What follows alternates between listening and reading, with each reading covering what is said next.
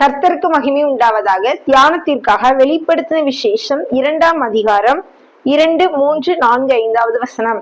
உன் கிரியைகளையும் உன் பிரயாசத்தையும் உன் பொறுமையையும் நீ பொல்லாதவர்களை சகிக்க கூடாமல் இருக்கிறதையும் அப்போஸ்தலர் அல்லாதவர்கள் தங்களை அப்போஸ்தலர் என்று சொல்லுகிறதையும் நீ சோதித்து அவர்களை பொய்யென்று கண்டறிந்ததையும் நீ சகித்து கொண்டிருக்கிறதையும் நீ பொறுமையா இருக்கிறதையும் என் நாமத்து நிமித்தம் இலைப்படையாமல் பிரயாசப்பட்டதையும் அறிந்திருக்கிறேன்.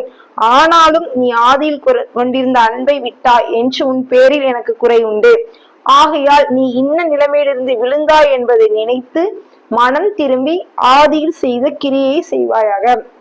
அதாவது கர்த்தர் உங்களுக்கு ஒரு ஆலோசனை கொடுக்க, முதல்ல நீங்க எப்படி ஆண்டவருக்காக செயல்பட்டீங்க, ஊழியத்திலேயும் சரி தேவனுடைய காரியங்களையும் சரி, எத்தனை பிரச்சனை போராட்டம் வந்தாலும் ஆண்டவருக்காக நின்னீங்கல்ல, அதே போல இப்பொழுதும் நீங்க ஆண்டவருக்காக அந்த பழைய நிலைமையில பழைய ஆதி அன்பை கை கொண்டு ஆண்டவருக்காக வைராக்கியமாய் வாழுங்கள். கர்த்தர் உங்களை ஆசீர்வதிப்பாராக. ஆமேன்.